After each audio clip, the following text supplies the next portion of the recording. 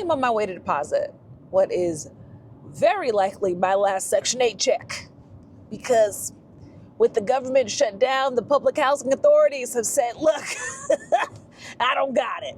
So what do you do if your tenants can't pay? And there is a good chance they can't, because look at how many people receive housing vouchers in every state in America. It's a lot. All right, let me pull into this bank before I stop and answer your question. In my last video about this topic, I gave you my whole process to figure out what to do in this particular moment in time. Section 8, SNAP, and the shutdown. I want to focus specifically today on rent relief. If your tenants cannot pay their rent, or you are a tenant who cannot pay your rent, I want you to Google your state and rent relief and see what pops up.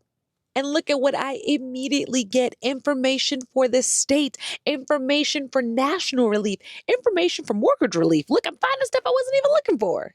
And it already gave me national programs and state-specific programs. Now I get county-specific programs that only work for those particular counties. Now I get area-specific programs that work for a number of different counties. Got a little action happening behind me a little bit. I'm going to save those numbers, and then I'm going to call them and ask, hey, my tenant cannot pay for XYZ reason. Does that mean they still qualify?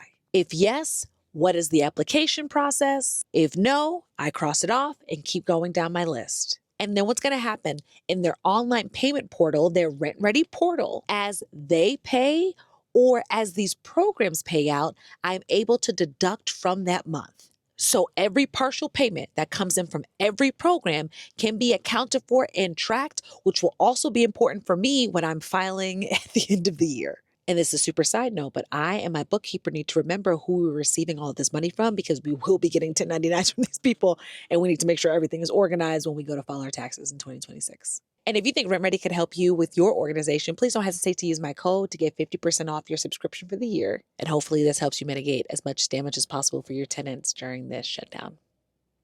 Let me know if you have any questions.